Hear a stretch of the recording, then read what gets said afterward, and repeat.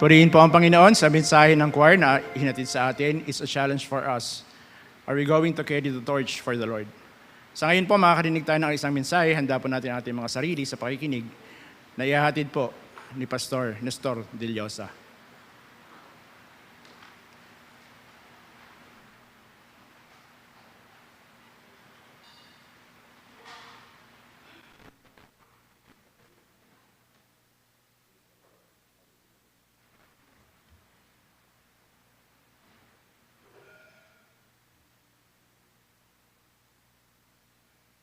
Hey, magandang good morning po. Walang mic. Layo ng audience Dapat siguro dyan sa susunod isub natin yung dyan, platform natin. Okay, kukunin ko lang itong mic. Okay, ito pong message natin sa ngayon ay continuation ito nung nakaraan. Dahil kala ko ay sa millennium pa yung susunod na kalahati. Di ba? Sabi ko 1, 2, 3, tapos yung sunod ay sa sunod na lang kung kailan ulit. Si Brother Johnny, si Pastor Rene by next week. So, dapat pa-after ko si Brother Johnny. Tapos ang schedule ngayon by last Sunday, si Pastor Rene talaga nakatoka doon.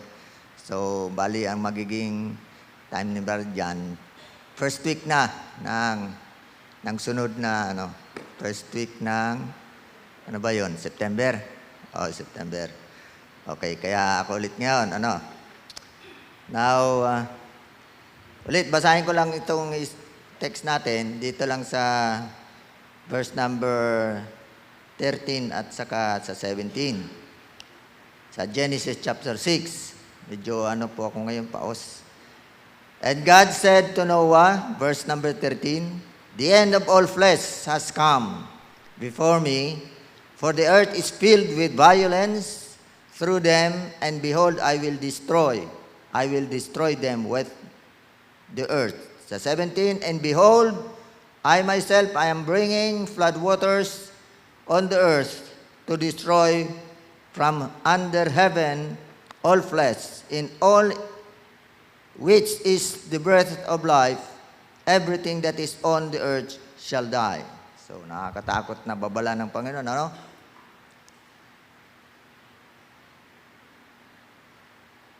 So, the same pa rin po ang title ng ating message ay The Family That Stands. At ako po ay nababahala sa kasalukuyang henerasyon ng mga kabataan. Hindi nyo ba na-observe yun? Sa bagay, kahit nung paman, At kung tatanungin ko kayo ay yung kanilang concept ba sa pagpapamilya? Dahil ang topic natin ngayon, the family that stands, di ba? Ang ibig sabihin nyo, na the family that stands ay yung family na talagang nananatiling buo. Sa likod ng kasalukuyang panahon natin, na sabi nga ng dating ng introduction ko ay panahon na kung saan ang mali ay nagiging tama at ang mali ay pinagyayabang pa ng mga tao. At ang sabi naman sa Bible na darating ng time na pagdating ni Jesus, bago dumating siya na malapit na, ay magiging katulad ang sitwasyon ng panahon, katulad sa time ni Noah. So, ibig sabihin ay tinuring ng Bible na ang panahon na yon ay napakasama niya. Kaya ang Diyos ngayon, sabi nga ng scriptures, ay umabot ang kanilang amoy ng kasamaan nila sa langit. Kaya nag-decide ang Diyos na lipulin lahat ng tao. So there must be a sure coming judgment dahil sa kasamaan ng tao. Kaya huwag kayong mag-alala kung sakaling sa tingin nyo may mga taong napakasama at hindi na talagang matuwid. Huwag kayong mag-alala, sadyang may sure na darating na judgment. Now, again, sabi ko kanina, ako po'y nababahala sa kasalukuyang henerasyon ng mga kabataan, ngayon hinggil sa pananaw nila sa pagpapanamilya. Young people, tanungin ko po kayo ngayon, kapag ba ang isang young people na lalaki ay manliligaw o ang isang babae ay maglulong siya, na magkaroon ng relationship sa isang lalaki, nasa likod ba ng isip niya? Okay, listen. Na ang initiative niya ito ay bahagi ng konsepto ng pagpapamilya. Doon sa sinabi ko sa inyo kanina, na panliligaw. Kapag bang isang young people, o kayo dati, na may mga asawa na, may mga pamilya na, nung kayo ba ay nanligaw, nagkaroon kayo ng 4 na girlfriends, or 10, sa loob ng 10 taon din, nasa likod ba ng isip nyo na pag-start nyo pala pangligaw, kaakibat yun, napapaloob yun sa konsepto ng pagpapamilya. Ano sa tingin nyo? Nung time ng una kayong tinilig at na-attract, nasa isip nyo ba yon ang konsepto ng pagpapamilya? O dahil normal lang talaga sa isang binata at dalaga na makaranas ng magkaroon ng boyfriend or girlfriend at maranasan ma-in love, kiligin, at halos ma-engross dun sa kanyang sitwasyon. Alam ba, kinikilig kayo nung time ng mga... Paano ba nag-start yung ganon? Kasi ako hindi ko masyadong naranasan yun eh. Dahil ang nagligaw sa akin, misis ko eh. joke lang yun, joke lang yun. Actually, 2 taon ako dyan bago sa ko sinagot ng misis ko eh. Ang dami pang bersikulo habang nag-uusap kami. Okay. Now, yes. Nung panahon ba na ginawa natin yon? Or yung mga young people ginagawa yon? Back in your mind, umiikot ba sa isip nyo na this is totally connected dun sa pagpapapamilya? Dahil kung hindi man, para sa ano yon? Di ba? Dahil lang sadyang masarap lang na may nililigawan o kaya nagpapaligaw at nai-inlove ka, dinay-date ka. Sabi ko nga akong kabataan ko, makita ko pa lang yung kanto ng bubong. Yung kanto ng yero, ng bubong. Totoo yun.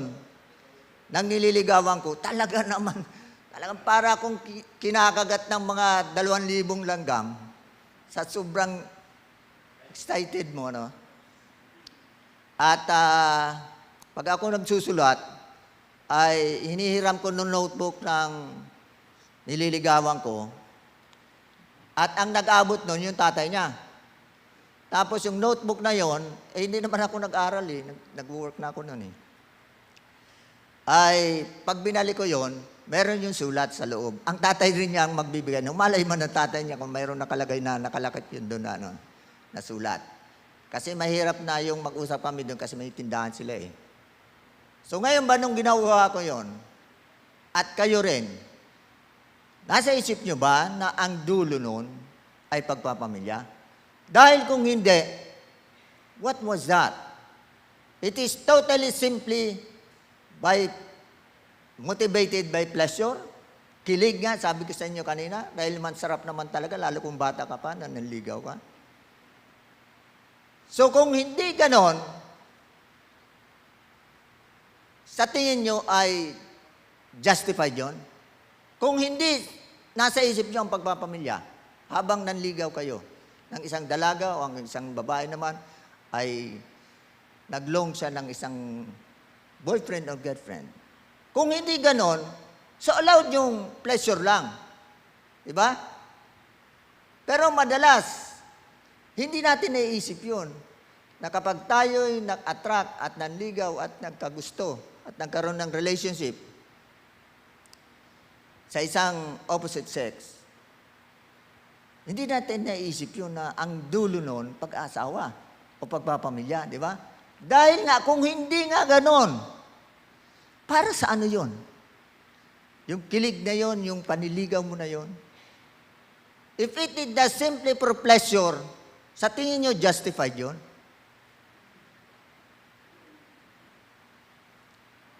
Halimbawa, may mga tao, di ba, sabi ko nga siya, sa una ko palang patalastas eh. May mga tao na, okay, natapos niya ang isang girlfriend, nagka-break sila. Tapos, nagkaroon siya ng second. Tapos, nagde-date sila, nag-holdingan siguro siya, baka nag-kissing pa sila. And then, umabot sa hanggang 5. So, yung 5 ba na yon, nasa likod habang ginagawa nila yon. nasa likod ng utak nila dito, sa batok nila, ang konsepto ng pagpapamilya, kaya sila nanliligaw, kaya sila naghanap ng relationship. How do you suppose? O baka nga naman, sabi ko, normal lang sa feeling ng isang tao, na isang dalaga at binata, na ma-in love, kiligin. Di ba may couple na medyo tumagal na? Ibig sabihin, magka-girlfriend, boyfriend sila. At nasa edad na, at tatanungin mo, siyempre, tumagal na sila sa relationship nila. Umabot na ng mga, kami nang naging misis ko, 7 years kami. Okay. Nasa na yun? Pag itong misis ko, nakakalimutan ko eh. Okay. Okay. So, merong couple na tumagal na at nasa edad na rin sila. At kung tatanungin mo, kailan na kayo mag-asawa? So, wala. Ang sagot nila wala pa sa plano. Karir muna. Narinig niyo ba yan? Di ba? Nowadays, ganon. Sa research daw nung araw ay, kapanahon na namin, 20 pa lang, pataas, nag-asawa na. Nagde-decide na mag-asawa. Dahil usually, ang young people, di ba, tapos na yan pag 21.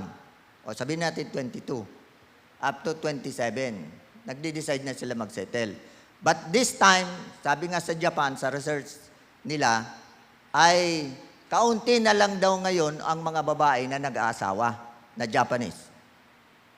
Because ang tingin nila at ang dapat nilang unahin yung karir nila. Kaya lang, so sabi dito na nagdi-decide sila mag-settle ngayon, delayed. Dahil ang label nila sa kanilang mga henerasyon, career-oriented kami. Kaya later na ang priority ng pagpapamilya. Subalit, ang daya ng diablo rito, ito, pakinggan nyo, ang daya ng diablo, ng demonyo, ng kaaway natin, okay, later ka na magpamilya, later mo na gawin ang pag-aasawa, pero kailangan meron kang relationship. Napapansin nyo ba, ang mga young people, pag nilagay nila sa social media nila, in a relationship, meron pang hindi ko gusto yung ganung term na yun eh. Meron pang taken. So anong negative doon kapag nakakita ka ng word na taken? That is a heavy term. Diba? Taken. In a relationship. So yan ang daya ng diablo doon. Okay, mag-asawa ka ng 33, pero kinakailangan from 20, meron ka ng partner. Meron ka ng girlfriend. Ang tanong, or boyfriend. Up to what extent umaabot ang relationship na yun na taken ka or in a relationship ka?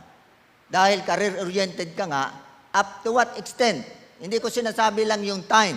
So kung halimbawa, from the first day hanggang sa edad mo ngayon, ay 10 years na mayroon kang relationship. Hanggang saan aabot yung relationship na yun na hindi hantong sa pagpapamilya? It is sad that a lot of young people, even among professionals, are coming to the extent of having physical and sexual relationships. Doon sa panahon na yon, na hindi sila magde-decide mag-settle, kundi in a relationship lang dahil career-oriented sila ng mga young people. Professionals na yon. Pagpalagay pa natin na nasimula nila yon after college na may trabaho na sila. Ang college, di ba, 22 pag nag-graduate? Sa ngayon, dahil may K-12 ngayon, so 24 na. So, halimbawa, nag-decide sila 33 years old. That would approximately probably mga 9 or 10 years na mayroon silang relationship. At usually, kapag mature ka na may relationship, almost ang nangyayari, partner mo na yon. Ang sabi ng mga ibang tao, live-in. So it is sad that a lot of young people, even among professionals, are coming to the extent of having physical and sexual relationships. And later they would realize it's a toxic relationship, tapos break na sila ulit. Nung na-realize nila after 5 years na nagsasama sila, toxic na relationship na ito, maghiwalay na tayo. And they could easily find a new one. At kung nag-conclude man na marriage ang pagsasama nila, dahil sa mahinang pundasyon, hindi rin tumatagal. They end up in divorce and a broken family. Dahil nga sa mali ang concept sa relationship at hindi nakapundar sa tamang pundasyon ng pagpapamilya alinsunod sa blueprint ng Panginoon. So, ibig sabihin yan, hindi nangahulugan na normal at natural sa tao, ay sa Diyos justified yon. Di ba? Hindi nangahulugan na normal at natural sa tao, sa Panginoon ay moral yon. Di ba? Now, sa ating nasimulang pag-aral nung nakaraan, nakita natin ang tatlong mahalagang pundasyon ng matatag na pamilya. Una, ang matatag na pamilya ay lumalakad sa kalooban ng Diyos. That's the first thing. That's the first point. Pangalawa, ang matatag na pamilya ay sumusunod sa salita ng Diyos, sa salita ng Panginoon. Nakikinig at sumusunod. And the third, ang pinakalas nung nakaraang linggo, ang pangatlo ay ang matatag na pamilya ay nagkakaisa sa purpose, sa layunin ng Panginoon. So ngayon po ay dadako tayo sa huling tatlong set ng katangian ng pagpapamilya. At yun po ay pang-apat. So the fourth, the fifth, at saka yung last na karakteristik ng godly family. Ang matatag na pamilya, nakikita ba yan dyan? Okay. Malaki naman pala yan. Ang matatag na pamilya, ito pong pang-apat, the second three sets, ay nagtitiwala sa Diyos at nakararanas ng kanyang kaligtasan. Sa chapter 7, verse number 1, And the Lord said unto Noah, Come thou and all thy house into thy ark.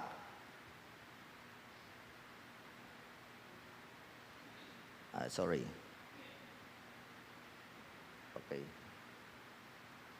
Iba ito na pumasok dito sa, sorry sandali lang po.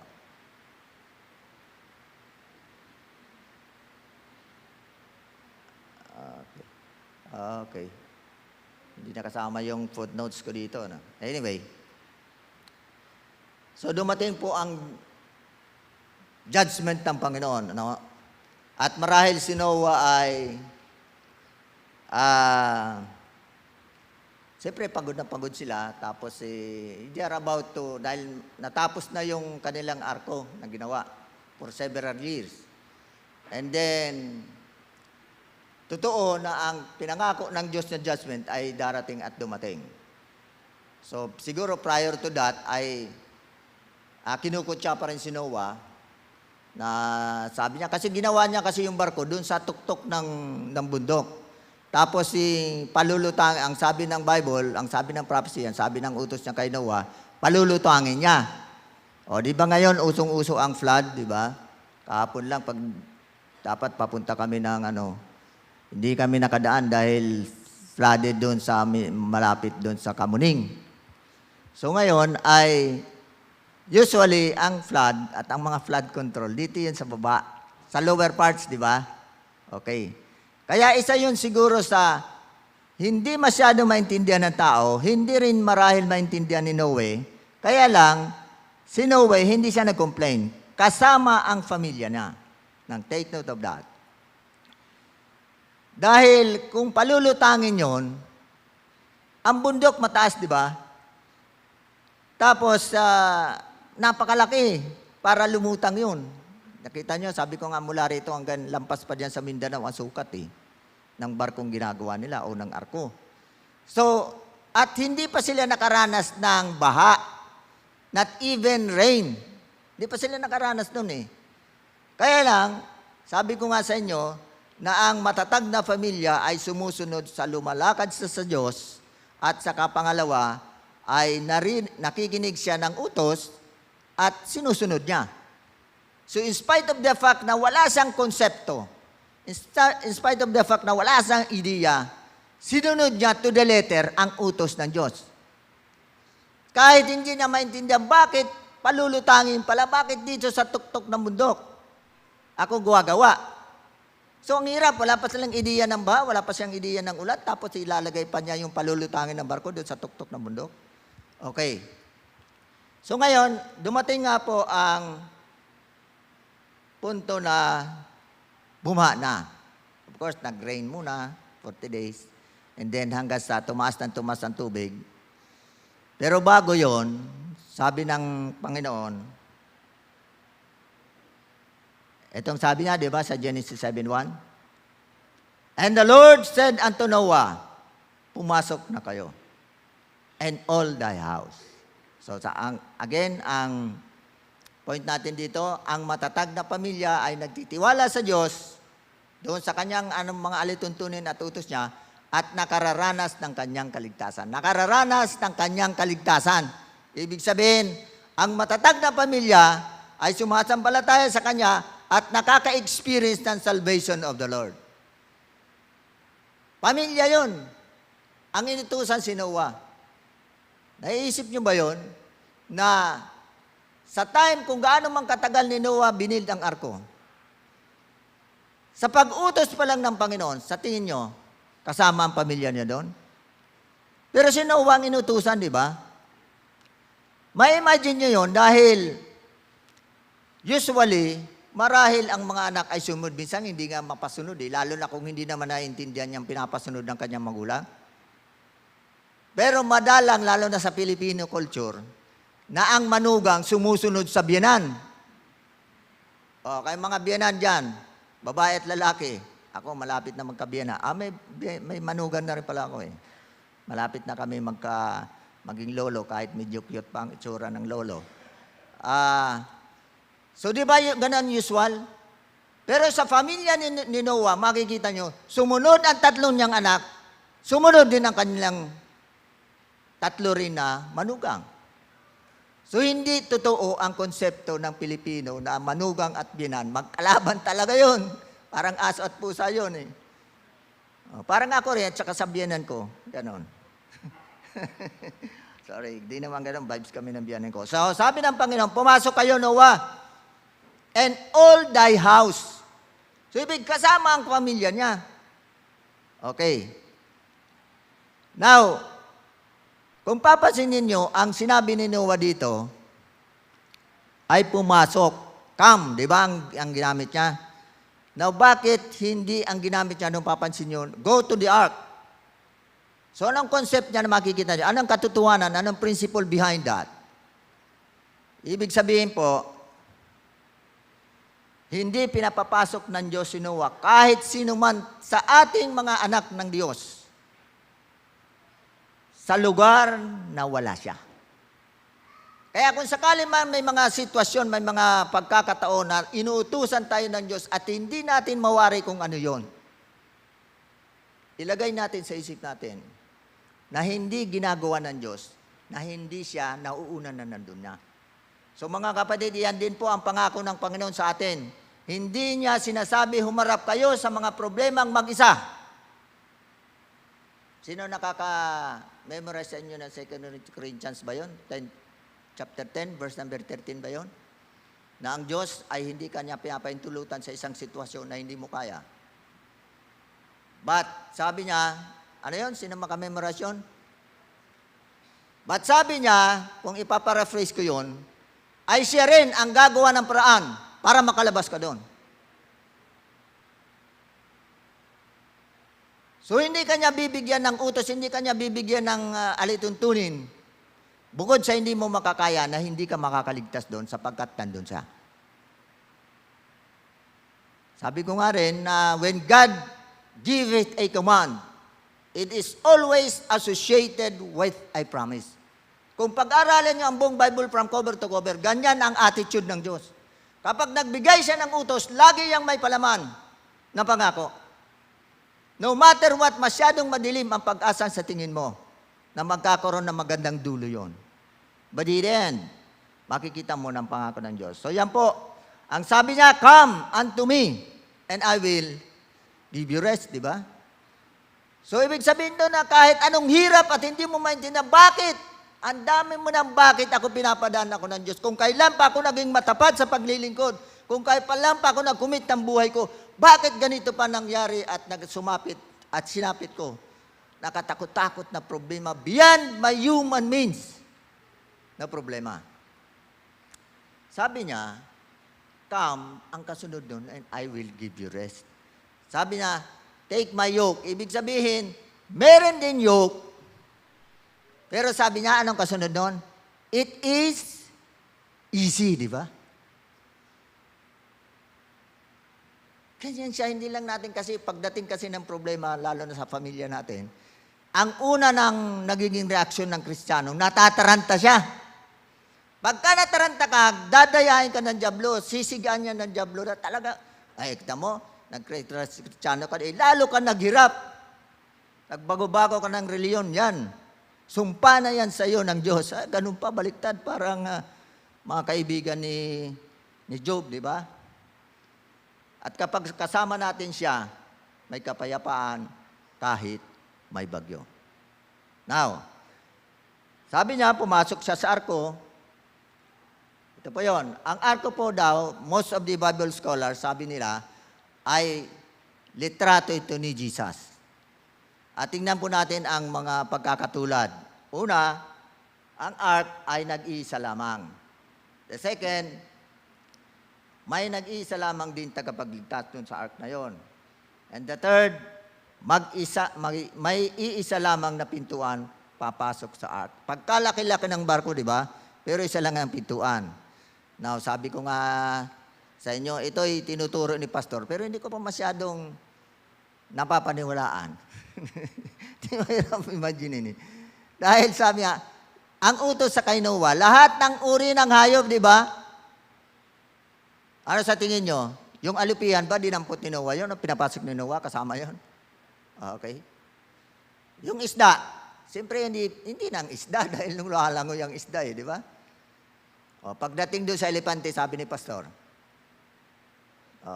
paano papasukin? Dalawa lang yun, pero malalaki ang elepante, di ba? So, ang sinabi ng Diyos yan, kahit hindi recorded sa Bible, ang sinabi pala ni Pastor, baby na elepante. Imagine nga naman kung matured na elepante. Ang elepante kasi, hindi pati yan masyadong gumagalaw. Ano? So, bago niya mapapasok yun, baka ilang linggo yun bago makapasok. Ganon din ang ibon. Ang daming ibon, ibang variety yun, pangpapares ang utos ng Diyos sa kanya. At ang sabi ng Bible, to the letter, all that God has commanded, He did it. Yan ang sabi ng Bible eh. Ibig sabihin, pati ibon, siyempre, pinapasok niya. Ang tanong, makaranas ba kayo magdampot ng ibon? Makaranas ba kayo maguli ng ibon? Ay, hirap lumilipad yun eh. Siguro kung alupihan, kahit nangangagat yun, pwede mo yung madampot. Subukan mo yung sparrow damputin. Sparrow, maliit lang yun eh. Ang ahas ka, hirap mag-ano yan, maghuli. Ang pusa, magaling dyan. So, iisa lang ang pintuan. Pero lahat, pumasok sila doon. Okay, again, balikan ko yung family ni Noah. Kung sakaling nag-oppose ang ibang pamilya ni Noah, sa simula pa lang, makakapasok ba sila? Definitely hindi. Dahil nag-oppose sila eh. Dahil hindi nga nila maintindihan eh. Pero the fact na pagkatapos ng baha, lumabas sila lahat sa arko. In other words, lahat sila pumasok. Dahil sabi nga kanina, nung sinabi ng Diyos, hindi siya sinabi na, pasok na kayo. Ang sabi ng Panginoon, kapag tayo'y niya'y ililigtas, God will always take the first initiative. Balikan mo ang konyong conversion, kung ano ang story noon. Katulad ko. Hindi ako naniniwala, hindi ako, tawag yan, adherence ng, ano ang tawag noon sa mga ibang doktrina? Na, ano tawag yung brother? Sila MacArthur, ano ang tawag nila sa kanila? Na, naniniwala sila that it's totally God's and not yours. Pero sa case ko, naniniwala ako na Diyos ang kumilos noon. Dahil ang conversion ko ganito. Ako po ay lukulukong tao, barumbado ng maraming bisyo. Ay nangyari sa amin na ano lang ito, adlib lang, para humaba lang ang preaching. Okay. Nagkaroon ako doon ng kaso sa lugar namin. Binato-bato ko yung bahay ng kapitbahay namin. Talagang parang Armalite. Tapos ang pamilya yung may mga baril pala. Paputak sila ng baril dahil napalo ko ng martilyo yung kanyang anak dahil nanliligaw sa kapatid ko eh. Nasabi ko, hindi naman ako ayaw magpaligaw sa kapatid ko. Kaya lang, kaparehas ko rin yun eh, nung naligaw eh. Kaya winarningan ko siya na, sabi ko, pag hindi mo pa hiniwalay ang kapatid ko, babalian kita ng buto. Ayan, lagi kong dala noon, martilyo sa kapait dahil furniture maker ako eh. So, pag mga ilang araw, nakita ko sila sa ilalim ng tuba. Alam mo yung tuba? Tuba na, na panggamot. Tapos sabi ko sa kanya, sinabi ko na sa iyo eh. Tapos umalis ako, kumuha ko ng martilyo at pait. Tapos sinabutan ko na siya, pagbalik ko doon sa tindahan. Pagdating ko, wala na akong sabi-sabi, pinalo ko siya ng martilyo. Tapos natamaan siya dito sa ulo. Daplis sa yung pambunot lang. Tapos nagkagulo doon sa barangay namin, tapos nalaman ng parents niya, tapos may mga baril nga pala yun, tapos pagputok ng baril. So sa madaling sabi, tumakas ako, pumunta ako doon sa isang bayan na malayo sa amin. Sa loob ng siguro 2 buwan, bago ako nagbalik sa amin. At pagbalik ko, mayroong nagba-Bible study sa bahay namin. Isang pioneering na Baptist na pastor from Iloilo. Iloilo ba yun? Taga Bacolod yata yun eh. In the person of Pastor Rudy Escobar. So pagpasok ko sa bahay namin, patago ako, nagba-Bible study yung family namin. Tapos ngayon, pag tinawag ako ng, may isang young people yata yun, tapos yung nagigitara, kilala ko rin yun. Isa rin yung barumbado na tao yun eh. Tapos ngayon, kung kilala niyo yun, kung naririnig yung pangalan, pinupustahan ng Pastor Bats, si Pastor Dave Albornoz dyan sa Mambugan, Fundamental Baptist Church. Siya ang pastor doon. Tapos tinawag niya ako, tapos winitnessan niya ako. After ng Bible study. So, pagka-witness sa akin, hindi ko maintindihan kung wala akong naintindihan, kung may naintindihan ako, paglabas ko doon. Pumasok ko kasi isang kubo, tapos dumi pa ako. Hindi ko masyadong maalala, pero ang sinabi ko, Lord, patawarin mo ako, sorry. Ang dami ng kasalanan ko siguro. So, nag-sorry lang akong ganun sa kanya. Hindi ko alam na maliligtas ako doon sa ginawa ko. Hindi, wala akong ganung konsepto. So, kinabukasan noon, iwas na ako sa barkada, ayaw ko na uminom, ayaw ko na manigarilyo. Ganun lang nangyari. Tapos, gusto ko na mag-Bible. Akalain nyo nga, ang daming nagba-Bible study dun sa bahay, pati mga kapitbahay ko, ini-invite ng parents ko eh. Pero dumating ang punto na ako na lang natira. Kaya sabi ni Pastor, mag-isa ka na lang naman, pumunta ka na doon sa church.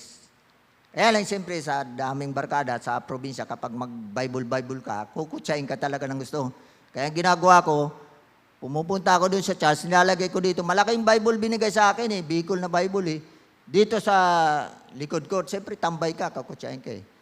Tapos ngayon, dumadan ako sa bakod. Hinahawi ko pa yung bakod na kakawate para makapunta din sa church. So sa madaling sabi, ang aking conclusion doon, inisyatibo ng Diyos yun eh. Malay ko ba, na pagbalik ko, ay merong mag-Bible study. So at ang na-convert sa amin, sa tagal na yon, ako lang. Ako lang ang nagtuloy ng naging believer. At mula noon, lahat na ng kapatid ko, nasirang ko yon, pati ang mga pinsan at mga, dinadala ko sila eh. Ang unang instance doon eh, ayaw nila na ako magpipray sa pagkain. Wala naman sa akin nagturo, pinagpipray ako sa pagkain eh. Imagine, pati nga candy. Pero ngayon, hindi na ako nagpipray. Pati nga candy. Pag bumili ako sa tindahan, pinagpipray ko yun eh. Sabi ko, sobra naman kapanati ko nitong ni Nestor, wala talagang naintindihan eh. So, ganun pa man nagpatuloy ako, kaya, ayun, naging believer. Okay. So, again, sabi ko sa inyo kanina, balikan natin yung konting kwento lang yan, ay, nakalimutan ko, hindi ko pa rin makuha yung tawag noon ng mga tao na, Calvinism, hyper-Calvinism, whatever, na naniniwala sila na ang Diyos totally hindi sa tao. Sabi naman ni Pastor, ako hindi masyado ako sumasali doon sa debate dahil kung debate, wala naman talaga kwento yan eh. Okay. So, sinabi ni Jesus, di ba, na isa lang ang ark, isa lang ang tagapagligtas, isa rin lang ang pintuan. So, pinapasok ng Diyos dahil lang sabi niya, siyang nauna. Kahit siguro sa mga kwento ng conversion nyo, Makikita niyo yan. Maliban lang siguro dito sa mga taong nagtitestimony rito na lumaki ako sa simbahan. Take note of that word, ha? Sabi naman ni Pastor Mike, sa college, tuturuan namin sila, i-review namin salvation at saka kung paano mag-share. Hindi sapat yung termino na lumaki ako sa simbahan. Lumaki ako sa Baptist na pamilya, kaya Baptist ako. Okay, but anyway, hindi yun ang topic natin. So, ang mag-isa lamang ang pintuan at pinapasok niya sa ark. At ang sinabi ni Jesus, I am the door. Ang nasa loob ng ark ay saved.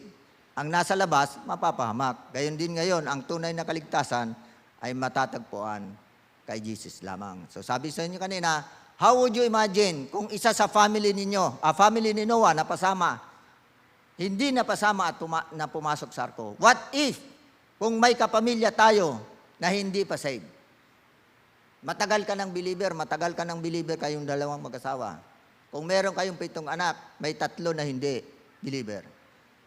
Anong pakiramdam? Makatulog ka ba niyan? Na sinabi ng Panginoon, darating at darating nalilipulin ko ang mundo. Kung ganoon sa case si Noah, at hindi nandala ang kanyang 3 anak at ang kanyang mga manugang, matahimik ba at mapayapa ba ang kanyang sarili? So that's the 4th mark of a godly family. They all experience the salvation of God. Mensahe para sa magulang. Makinig. Pansinin po ninyo ang puso ni Noah. Una, hindi lamang niya inisip ang sarili niyang kaligtasan, kasama niya ang kanyang pamilya. Ito ang puso ng tunay na magulang. Parents, ano sa tingin nyo kung meron kayong anak na suwail at hindi pa saved? Ang impyerno, alam niyo kanina description ng impyerno? At yung sinabi ng Diyos, totoo na darating doon. Lugar daw siya na ang apoy ay hindi tumitigil at uod na hindi namamatay. That's the place of hell. Lugar siya na ang apoy ay hindi natigil at ang uod hindi namamatay. Kahit nasa apoy ang mga uod. Hindi sapat na sabihin natin importanteng ligtas na ako na parents. Ang tanong, ano ang ginagawa natin upang maakay ang ating pamilya kay Kristo, kay Jesus? So pagkatapos sumupa ng baha, point number 5 na, at makalabas si Noah at ang kanyang pamilya sa arko. Okay, sorry, hindi pa po ito. Naiba dito yung sa PowerPoint. Nawala yung mga notes ko eh. Anyway, ang pang-5 point natin, ang matatag na pamilya ay inuuna ang pagsamba at pasasalamat sa Diyos. Na-imagine nyo ba itong 5th point natin? Ang matatag daw ng pamilya, inuuna niya ang pagsamba at pasasalamat sa Diyos. Ginawa ba ito ni Noah? Noah 8:20, and Noah builded an altar unto the Lord and offered burnt offering. So pagkatapos po na humupa ang baha at makalabas si Noah at ang kanyang pamilya sa arko, mapapansin natin ang isang bagay na talagang kahanga-hanga sa ginawa ni Noah. Hindi sila agad nagtayo ng bahay, hindi sila agad nagtanim. Siyempre, di ba, yung sitwasyon nun, patay lahat. Deserted lahat. Pagkatapos, ewan ko kung paano sila kumakain doon sa loob. And then, walang bahay lahat, di ba? Lalabas ka na, hindi ka na doon titira sa arko eh. So ngayon, isang kahangahangang ginawa ni Noah ay hindi nila kaagad sila nagtayo ng bahay, hindi kaagad sila nagtanim. Hindi nila inuna ang kanilang sarili na pangangailangan. Inuna nila ang pagsamba. Di ba? So sa unang pagkakataon, pagkatapos ng napakahabang panahon, muli nilang naramdaman ang sariwang hangin, muling nasilayan ang tuyong lupa at ang liwanag ng araw. Kung tayo kaya ay marahil na roon. Baka ang una natin gagawin, magtatayo siyempre tayo ng bahay or takbo kagad siguro tayo sa Jollibee o kaya Starbucks. Sa tagal ng panahon na hindi mo natitikman ng dulo ng dila mo yung Starbucks o Jollibee, takbo ka doon. Wala ka nang iisipin kahit biyenan mo, iwanan mo yun. So baka ang una natin gagawin, magtatayo agad tayo ng bahay. Pero si Noah, ang sabi ng Genesis chapter 8, verse number 20, and Noah builded an ark. Hindi bahay, hindi kabuhayan, ito ay altar. So may nagmistula pong sinabi, parang sinasabi ni Noah, Panginoon, bago ko isipin ang aking sarili, napakaganda, di ba? Gusto ko muna kitang sambahin. Ang sarap, ano? Perting lamia. Ito ang puso ng isang taong tunay na nakakilala sa Panginoon o sa Diyos. Ano po ang altar? Ang altar po, kaya ginawa ni Noah, sa lumang tipan, ang altar ay lugar ng pagsamba, 8:10. At pasasalamat, pag-aalay at pakikipagtagpo sa Diyos. Ang altar ay nagsisilbing paalala ng Diyos o paalala na ang Diyos ang sentro ng kanilang buhay. Ngayon, hindi na tayo nagtatayo ng literal na altar, ngunit, listen, ang ating mga tahanan ay dapat magkaroon ng spiritual na altar. Ibig sabihin, ito ang tahanan ng... Okay, sorry. Ito ang tahanan ng pag-aaral ng Bible, pagpipray, at pagsamba. Yun ang pinaka-altar natin. Okay. May kasabihan, the family that kneels together will have the strength to stand together. Ang pamilya daw po ng marunong lumuhod sa harapan ng Diyos ay siyang pamilyang kayang tumayo sa harap ng anumang pagsubok. Okay. The last point na natin. Challenge po muna. Tingnan yung challenge ha. Kailan huling pagkakataon na sama-sama kayong nanalangin bilang pamilya? When was that? Second, kailan ang huling pagkakataon na nagbasa kayo ng Bible bilang pamilya? When was that? Kailan ang huling pagkakataon na nagpasalamat kayong magkakasama sa Diyos? Kung matagal na, bakit hindi natin simulan ngayong araw? Okay, kung matagal na, bakit hindi natin simulan ngayong Sunday rin? Okay, pang-anim at pang-last. We are now on our final point. Matapos sambahin ni Noah, ang Diyos gumawa ng Panginoon ng isang dakilang pangako. Naglagay siya ng isang baghari bilang tanda ng kanyang tipan. Ang matatag na pamilya, the last point natin, ay namumuhay sa ilalim ng tipan at katapatan ng Diyos. So naglagay siya at sa tuwing makikita nila yon, ay nagpaalala sa kanila ng salvation at ginawa ng Diyos para sa kanila.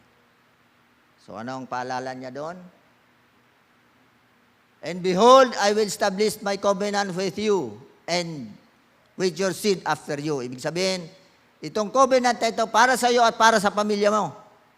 Na kapag sa panahon na nakikita mo ito, nakipagtipan ako sa inyo, pati ang iyong pamilya, sinabi ng Diyos na ang bahaghari at ang simbol na ito ay palilituan ko sa mga ulap ang aking bahaghari at iyan ang magiging tanda ng aking pakikipagtipan sa Diyos. Dito kayo magsimulang mabuhay. Every time na makikita nyo. So nilagay niya ang bahaghari bilang tanda ng kanyang tipan at dito natin makikita ang huling katangian ng isang matatag na pamilya. Na ang matatag na pamilya ay namumuhay siya sa ilalim ng tipan at katapatan ng Panginoon. Application po natin para sa bawat isa sa ating pamilya. Una, sa bawat mag-asawa. Darating ang panahon na mapapagod kayo. Napapagod din ba kayo sa asawa nyo? May mga araw na magkakaroon hindi ng pagkakaunawaan. May mga panahon na parang gusto niyo sumuko. Pero ang alalahanin ninyo, ang inyong pagsasama bilang mag-asawa ay hindi lamang kontrata. Ito ay covenant sa harapan ng Diyos. Kaya nga minsan may mga mag-asawa na hindi nila naiintindihan yun eh. Akala nila companionship lang yun. Akala nila kilig-kilig lang yun. At akala nila marriage contract lang yon. It was a contract between you or a covenant between you and God. Kaya marriage is always permanent. Kaya panindigan niyo yung pamilya, humingi ng tawad, magpatawad, manalangin ng kasama ang pamilya, ang magkasama, at muling bumalik sa Panginoon. Second, para sa mga magulang, may mga pagkakataon na nag-aalala tayo sa ating mga anak. Minsan iniisip natin, Lord, malayo na yata ang anak ko sa inyo. Parang hindi na siya interesado sa iyo. Huwag tumigil sa panalangin, patuloy ninyong dalhin sa Panginoon. Ang Diyos na naging tapat kay Noah ay siya ring Diyos na kumikilos hanggang ngayon. Sa mga kabataan, paalala, maraming mga pangako ang mundo. Pangako ng kasiyahan, pangako ng tagumpay, kasikatan. Pero marami sa mga pangakong iyon ay panandalian lamang. Ang mga pangako ng Diyos ay hindi kailanman nabibigo, mas mabuting magtiwala sa Kanya. Sa salita niya ang Diyos kaysa sa pangako ng mundo. Then, bakit naulit? Okay, bilang katapusan, conclusion. Balikan po natin ang buong paglalakbay ng pamilya ni Noah. So nakita natin ang 6 na katangian ng isang pamilyang matatag ayon sa blueprint ng Diyos. Una, lumakad kasama ng Diyos. The second, nakikinig at sumusunod sa salita ng Diyos. The third, nagtutulungan sa layunin ng Diyos. Pang-apat, nagtiwala sa Diyos at sa kanyang pagliligtas. The fifth, inuna ang pagsamba at pasasalamat sa Diyos. And then the last, namuhay sa ilalim ng tipan at katapatan ng Diyos. At bilang konklusyon, ito ang kadahilanan kung bakit nanatiling nakatayo ang pamilya ni Noah. Because of the 6 characteristic of a godly family. Hindi dahil sila ang pinakamalakas na pamilya, hindi dahil perpekto sila, kung hindi dahil ang kanilang buhay at pamilya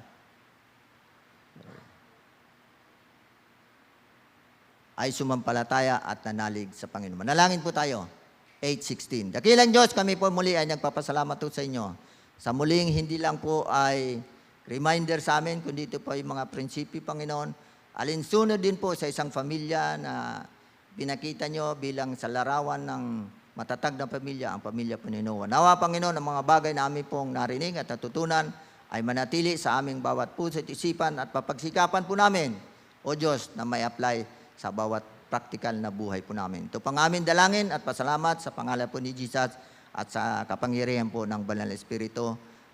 Amen.